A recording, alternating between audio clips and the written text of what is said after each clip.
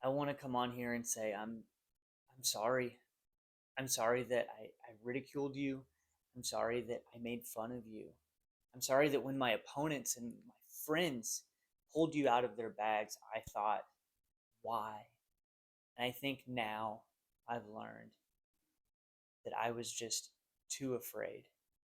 I was afraid of how much I might like the disc. But first, let's make some coffee.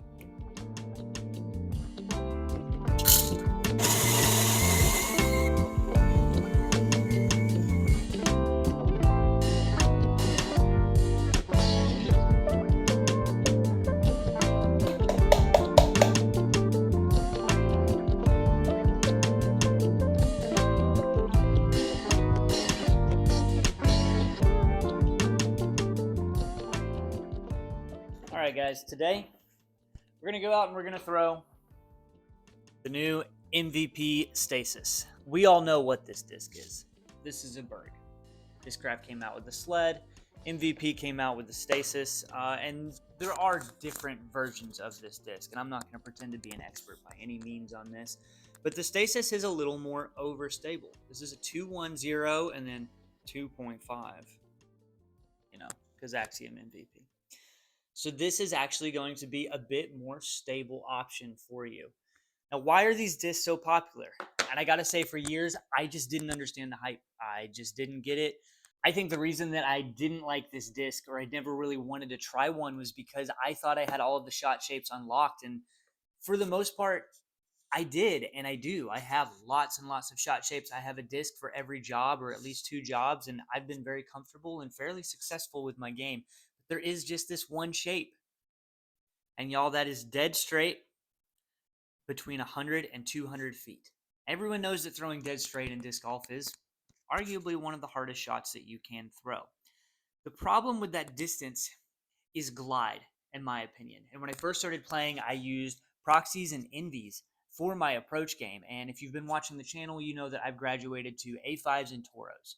The problem with the A5 and the Toro is I actually need a lot of room on one side to throw that forehand. And for me, that's going to be my left side. So I need it to be open enough that I can hyzer or throw it flat to the left of the basket and then have it crash into where the basket is. If I need to make my A5 or my Toro go dead straight in a tunnel at that distance, I have to throw it on anhyzer, trust that it's not going to turn so far that it hits whatever obstacle I'm avoiding, push straight, and then not fade out too early, which the A5 does a great job of. Toro, you have to beat it in pretty good to do that. Y'all, this is the disc for that job. And I like the Stasis because it's a little more stable. It's not crazy stable. And I don't know too much about BERG style discs, but this will fight out of an anhyzer, but not by a crazy amount. And the difference between these style discs and the proxy and the envy is essentially going to be glide. Now, if I'm throwing that proxy or that envy and I want to throw it on that gentle, like 150, 170, 180 foot dead straight line, I'm worried about the glide. And I'm going to be worried about going too deep. And what do? If I'm worried about going too deep, I fluff the shot. And then I end up too short. That's where these discs really shine, is this style of disc. Something about the rim, something about the shape. It gives it pretty much no glide. They kind of want to drop out of the sky. And you think to yourself, why is that important? Well, think about if I handed you, a cornhole beanbag, you could throw that probably 100 feet and get that really close to your mark almost every time. That's what these discs do, is they have such low glide that they're almost more forgiving in that manner. And I think that's one of the reasons they're so popular. And y'all, I just had never tried one. So again, Stasis, BERG style disc. Not something that I really thought that I would ever need in my bag, but now honestly, I'm pretty excited about it. Let's go take it to the course, and I'll show you guys how it flies. All right, team. No warm up. Do a couple arm circles here because I'm in my 30s, and if I don't do my arm circles, then who knows what will happen. This is one of my favorite holes out here. It's actually a safari hole, so we're going to go to this basket in between the 2 trees right here. It sits right at about that 210, 215-ish mark. Perfect for my forehand and my backhand. So we're gonna go backhand first just because this is at great distance. It is a little bit downhill, but I'm just not worried about this going too far. It should just drop out of the sky.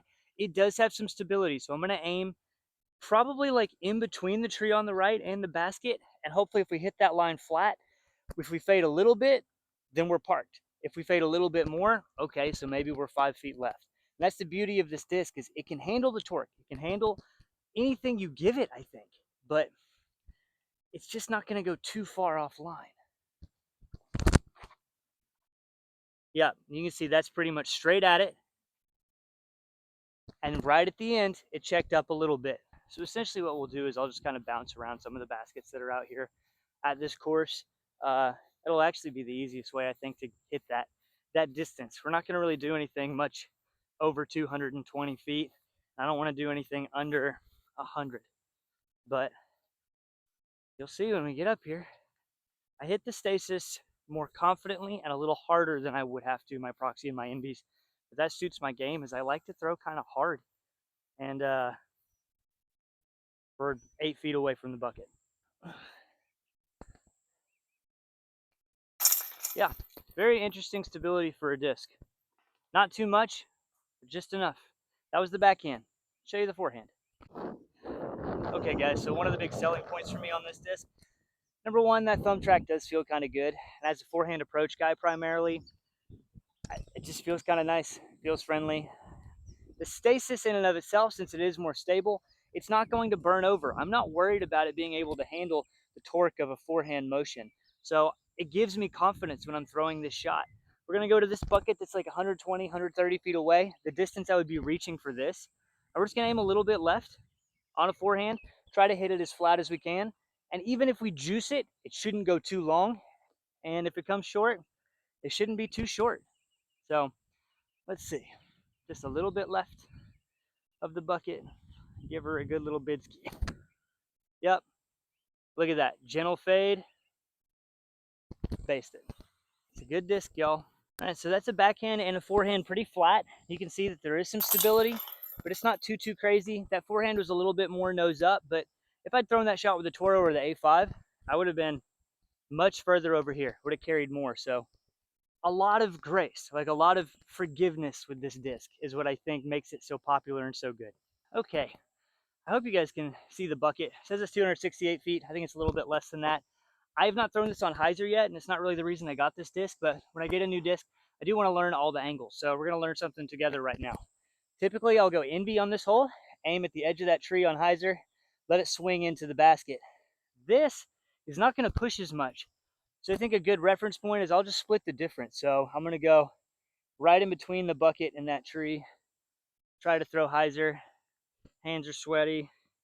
Hopefully not end up in the thorns and poison ivy. Right at the middle there.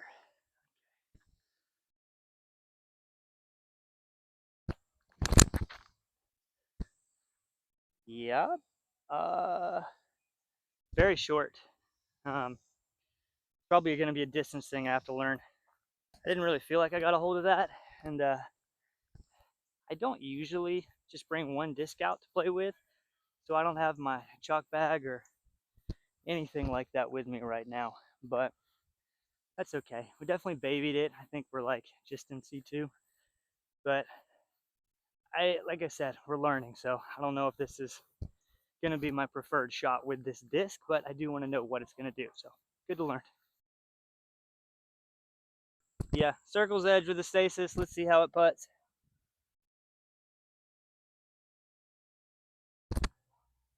Drops out of the sky like it's supposed to. All right, since we did the backhand hyzer, which did not go super well, we're going to try the forehand hyzer. Hard to say how far we are from this bucket, so I'm just going to kind of let that intuition take over, hopefully. And we're going to try forehand hyzer at this bucket as well. I always like to pick a point that's just not the basket, because if you're looking at the basket and you're throwing hyzer and hyzer, then I think you're doing something wrong. So I'm going to aim at the left corner of this bush, and this would not be the shot you would normally throw, because you can see there's a slope to the right of the basket. Forehand's going to come in and probably roll, so we want to make sure this thing stays left. I'm going to aim at those bushes and just hope we get enough push to get right to the bucket. I'll see, and I sawed it off, but it just dropped and is safe. That shot with the A5 or the Toro was going to be going down the hill.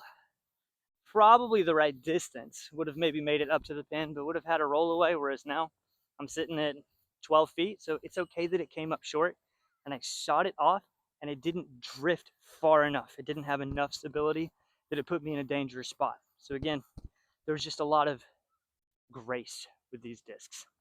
If I know anything about my game, it's that I can miss this right now. But again, putting ourselves to 15 feet with a sawed-off shot, it came up short, is what it is. Hey, grabs chains on these mocks as well. All right, I'd like to get in one more forehand hyzer just because that one was sawed off. So this one, we're gonna aim at this tree on the left. Going back to that basket we already played to, but this would be a pump. This is something that I'd probably be reaching for the A5 because it's gonna push further, but I wanna see how far I can get this on like a pushing hyzer. Hopefully we throw a good line. All right, sawed it off again. Distance is almost perfect. This part of the video is called Do You Have the Time to Listen to Me Whine? Do you have the time to listen to me whine? Truth is, I'm older. I did a lot of rock climbing back in the day, and I still would like to if I had the chance. It's just disc golf's a little easier. But I've hurt this middle finger a little bit, and that's where all of my pressure is on my forehand. And I've been doing a lot of finger rehab, but some days it bothers me, and today is kind of one of those days. And when it bothers me, my forehand's coming out early. So a good reason to have this disc, I guess, because I'm gonna need as much help as I can get. I think I'm probably gonna sound like a broken record. I'm trying to remember everything I've said so far in this video, but again, I ripped this fairly hard for me, really sawed it off, missed my line by a lot, and we're still at what, 12 feet right here? Just enough for me to miss. Or put it on the pole.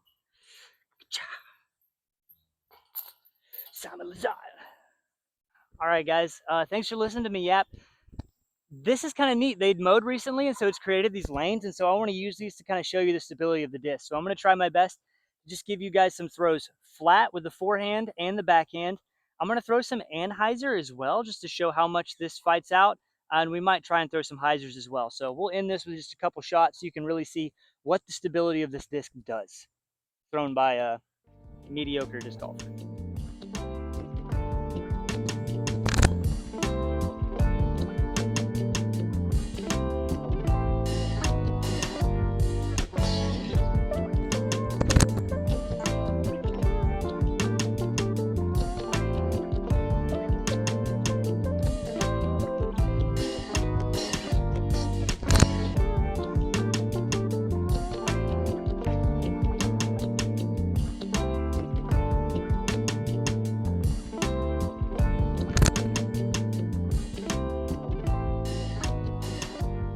All right, guys, that about wraps it up for the Stasis.